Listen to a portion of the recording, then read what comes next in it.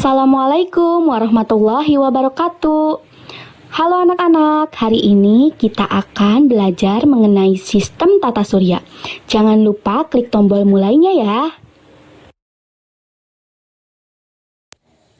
Apa kabar hari ini anak-anak? Nah, jika ibu tanya seperti itu, kalian tinggal jawab, Alhamdulillah, luar biasa, Allahu Akbar. Semangat, yes! Nah, anak-anak, sekarang kan lagi masa pandemi ya. Kalian harus tetap semangat belajar, dan jangan lupa 3M-nya, memakai masker, mencuci tangan, dan menjaga jarak. Sebelum belajar, saya akan memperkenalkan diri. Perkenalkan, nama saya Lestari Putri Aditaini dari Prodi PGSD Universitas Kuningan.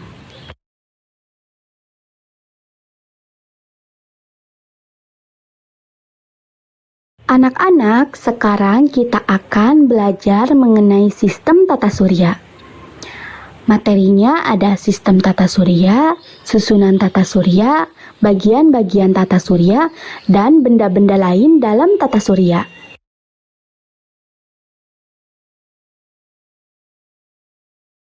Bagian A ada sistem tata surya.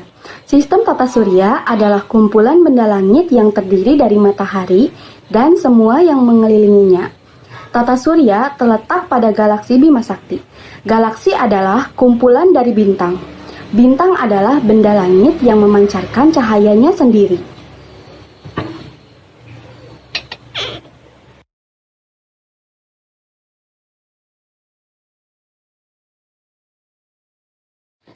Bagian B ada susunan tata surya. Sistem tata surya terbagi menjadi dua susunan, yaitu kelompok planet luar dan kelompok planet dalam. Yang pertama ada kelompok planet dalam. Kelompok planet dalam ini adalah planet-planet yang dekat dengan matahari, yaitu planet Merkurius, Venus, Bumi, dan Mars. Planet dalam memiliki ukuran yang lebih kecil namun memiliki massa jenis lebih besar dari planet luar.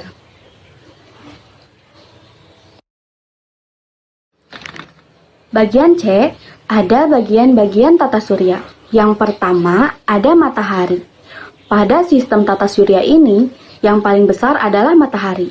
Selain paling besar, matahari adalah mempunyai peran penting di lingkungan tata surya dan sebagai pusat peredaran. Matahari ini terdiri dari 3 lapisan, yaitu fotosfer, kromosfer, dan korona. Mungkin kita sering ketika di pagi hari itu merasakan sinar matahari yang hangat. Dan jika siang hari kita merasakannya lebih panas bahkan ketika jam 12 siang. Rasa panasnya matahari ini terasa hingga menyengat sekali ke kulit kita. Suhu pada permukaan bumi ketika di siang hari meningkatkan dikarenakan menerima sinar dari matahari. Makhluk bumi yang jaraknya jauh dari matahari saja masih menerima sengatan panasnya. Dan sudah tentu kalau suhu matahari itu sangat tinggi.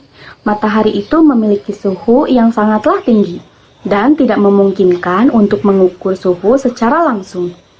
Cara mengetahui suhu dan menaksir keadaan, ahli astronomi menggunakan sebuah metode melakukan pengamatan yang didasari atas teori. Misal, teori penyusutan Helmholtz memperkirakan kalau suhu pada bagian inti matahari ini bisa mencapai 15 juta Kelvin.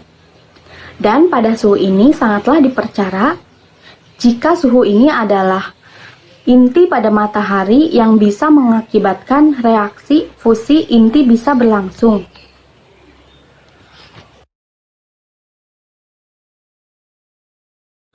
Nah, yang kedua ada planet Merkurius.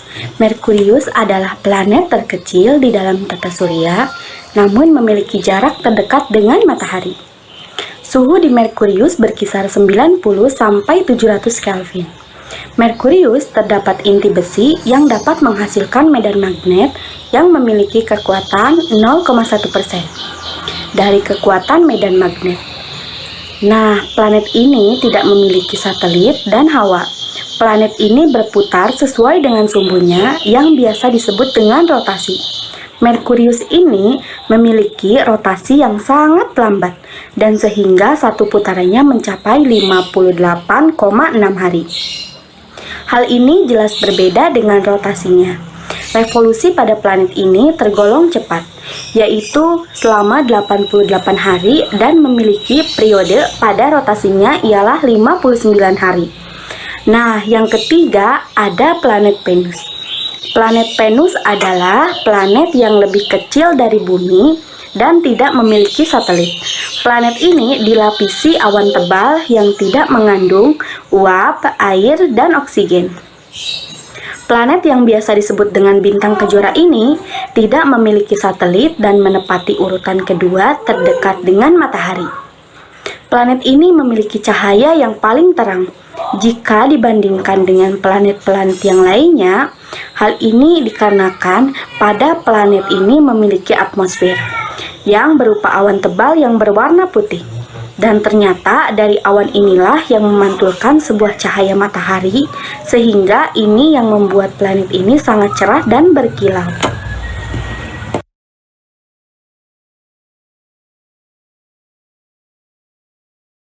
Nah, yang keempat ada planet Bumi. Bumi memiliki urutan ketiga terdekat dengan matahari. Bumi yang kita tempati ini memiliki atmosfer dan satelit, yaitu bulan. Bumi berevolusi selama 365/4 hari. Matahari berkeliling selama 1 tahun. Bumi mengadakan rotasi 24 jam, berarti hari Bumi sama dengan 24 jam. Satu hari Venus 247 hari Bumi, atau 247 dikali 24 jam Bumi, atau 247 dikali 24 jam Bumi. Diperkirakan usia Bumi mencapai 4,6 miliar tahun. Bumi dan matahari ini memiliki jarak yang kurang lebihnya adalah sekitar 150 juta kilometer. Dahulu kala banyak orang yang mengiranya jika Bumi terbentuk datar, sedangkan langit itu berbentuk melengkung. Nah, bahkan lebih dari 70% Bumi yang kita tempati ini berbentuknya lautan dan sisanya ini berupa daratan yang memiliki permukaan yang tidak rata. Di Bumi ini adanya kehidupan dikarenakan lapisan Bumi mencoba untuk melindungi Bumi dari radiasi sinar matahari yang sangat kuat. Ketika di siang hari, mencegah hilangnya panas kurang angkasa. Jika di malam hari, Bumi ini memiliki lapisan yang disebut atmosfer. Atmosfer ini tersusun dari beberapa gas, yaitu gas nitrogen 78% volume, gas oksigen 21% volume, gas argon 0,09% volume, dan sisanya adalah gas karbon dioksida. Yang kelima ada planet Mars. Mars atau planet merah ini memiliki permukaan yang memiliki warna kemerah-merahan. Lingkungan Mars lebih cocok bagi kehidupan manusia karena udara yang rendah dan tekanan udara yang rendah. Planet ini juga memiliki 2 satelit, yaitu Phobos dan Deimos.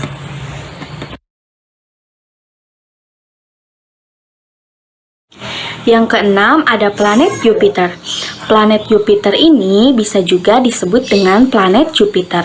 Planet ini memiliki rata-rata jarak dengan matahari sekitar 778,3 juta kilometer. Planet ini adalah planet yang memiliki ukuran terbesar dan terberat, memiliki diameter 14.980 km dan memiliki massa 318 kali massa Bumi. Planet ini juga memiliki lebih dari 63 satelit, di antaranya Io dan Callisto. Walau planet Jupiter ini paling besar, yang memiliki diameter 11 kali Bumi, ternyata planet Jupiter ini memiliki berat hanya 2,5 kilo kali dengan berat Bumi. Yang selanjutnya ada planet Saturnus. Planet Saturnus ini terkenal dengan planet bercincin dan memiliki 10 satelit, diantaranya adalah Titan yang besarnya 2 kali besar bulan Bumi, Phoebe yang bergerak berlawanan arah dengan 9 satelit lainnya. Hal itu menunjukkan bahwa Phoebe bukan anak kandung Saturnus. Saturnus ini juga planet terbesar kedua setelah Jupiter.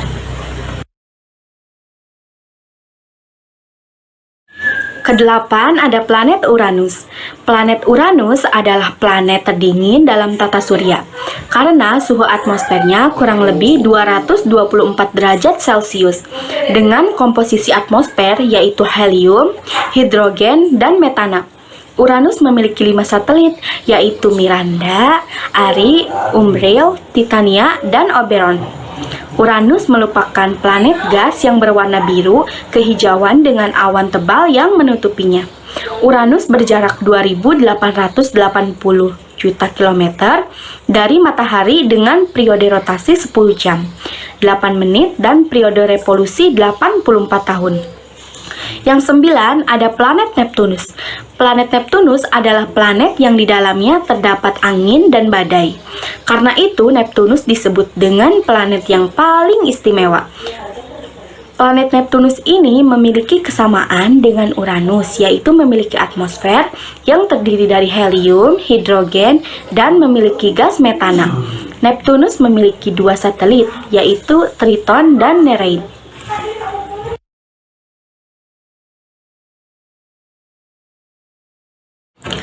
Nah, bagian D ada benda-benda lain dalam tata surya. Yang pertama ada asteroid. Asteroid adalah salah satu benda langit yang memiliki ukuran yang kecil. Asteroid juga bisa mengelilingi matahari. Lintasan asteroid terletak antara orbit Mars dan Jupiter. Jumlah asteroid diketahui kurang lebih 2000 buah. Yang kedua ada meteoroid. Meteoroid benda langit yang memiliki ukuran lebih kecil dari asteroid. Meteoroid bergerak pada ruang planet. Ketika meteoroid memasuki atmosfer bumi, maka akan disebut dengan meteor. Meteoroid ini bisa juga disebut dengan bintang beralih karena jika meteor bersentuhan dengan atmosfer, maka akan menghasilkan panas dan tampak berpijar. Nah, ada contoh gambarnya ya, bisa kalian lihat di sampingnya. Yang ketiga ada komet. Komet berasal dari bahasa Yunani yaitu kometes, yang berarti rambut panjang. Komet ini tidak termasuk bintang, namun benda langit yang mengelilingi matahari pada garis edar yang berbentuk lonjong atau hiperbolis. Komet memiliki ciri sebagai berikut, yaitu tersusun dari debu dan es yang membeku, memiliki orbit yang berbentuk lonjong, dan komet sangat mudah terbakar. Yang terakhir ada satelit. Satelit adalah benda langit yang beredar sesuai dengan garis edarnya, mengelilingi planet dan matahari. Kegiatan satelit mengelilingi planet biasa disebut dengan revolusi satelit. Satelit ini beredar mengelilingi sumbunya sendiri yang biasa disebut dengan rotasi. Pada umumnya, garis edar rotasi dan revolusi satelit sama seperti garis edar rotasi dan revolusi planetnya, yaitu dari arah barat ke arah timur, kecuali satelit dari satu planet, yaitu planet Neptunus. Nah, kalian bisa lihat ya, ada satelit alami dan satelit buatan. Nah, satelit alami ini adalah benda-benda luar angkasa bukan buatan manusia. Nah, sedangkan satelit buatan adalah satelit yang dibuat oleh manusia dan mengitari benda lain. Materi telah selesai. Nah, sekarang coba kalian klik tombol kuis. Ada 5 buah soal. Mari kita bahas bersama-sama. Soal pertama, coba urutkan planet-planet yang berada di tata surya kita. Jawabannya adalah Merkurius, Venus, Bumi, Mars, Jupiter, Saturnus, Uranus, dan Neptunus. Yang kedua, sebutkan planet yang paling besar di tata surya. Jawabannya adalah Jupiter. Yang ketiga, di manakah letak sabuk asteroid di tata surya? Jawabannya adalah letak sabuk asteroid berada di antara planet Mars dan Jupiter. Yang keempat, sebutkan planet yang memiliki cincin yang indah di tata surya. Jawabannya adalah Saturnus. Yang nomor 5, sebutkan planet di tata surya yang sama sekali tidak memiliki satelit. Jawabannya adalah planet Merkurius dan Venus. Terima kasih telah menyimak materinya. Mungkin itu saja pembelajaran kali ini tentang sistem tata surya. Kurang lebihnya mohon maaf. Wassalamualaikum warahmatullahi wabarakatuh.